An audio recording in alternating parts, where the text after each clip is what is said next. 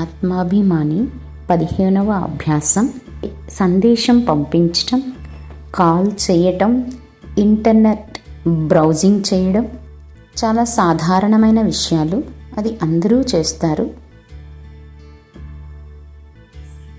ఇవన్నీ మనందరి జీవితంలో ఒక భాగం అయిపోయాయి. అవసరమా లేక లేదా అని కాదు, మనం రోజు వాటిని ఉపయోగిస్తూ ఉన్నాము.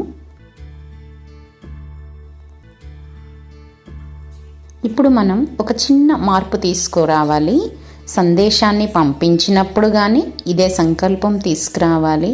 నేను ఆత్మను, ఇతర ఆత్మలకు సందేశాన్ని పంపిస్తున్నాను. ఇలాగే ఇతరుల యొక్క సందేశాన్ని చదివినప్పుడు కూడా ఇదే అభ్యాసం చేయాలి. నేను ఇతర ఆత్మల సందేశాన్ని ప్రాప్తి చేసుకుంటున్నాను, చదువుతున్నాను అని.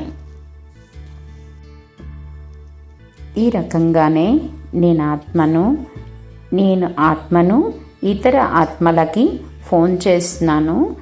ఒకవేళ నాకు ఫోన్ మ్రోగినట్లయితే ఎవరో నాకు ఆత్మలు ఫోన్ చేస్తున్నారు అని.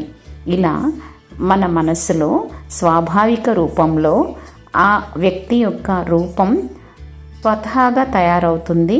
మనస్సులో ఆ ఆత్మ యొక్క రూపాన్ని చూసుకుంటూ ఆ వ్యక్తి యొక్క రూపం సహజంగానే నా మనస్సులో తయారవుతుంది. మనస్సులో వారి రూపాన్ని చూసే ముందే గుర్తుపెట్టుకోవాలి, నేను ఎవరి తోడులో అయితే మాట్లాడుతున్నానో ఆ వ్యక్తి ఆ శరీరంలో ఉండే ఒక ప్రకాశవంతమైన బిందు ఆత్మ. ఓం శాంతి.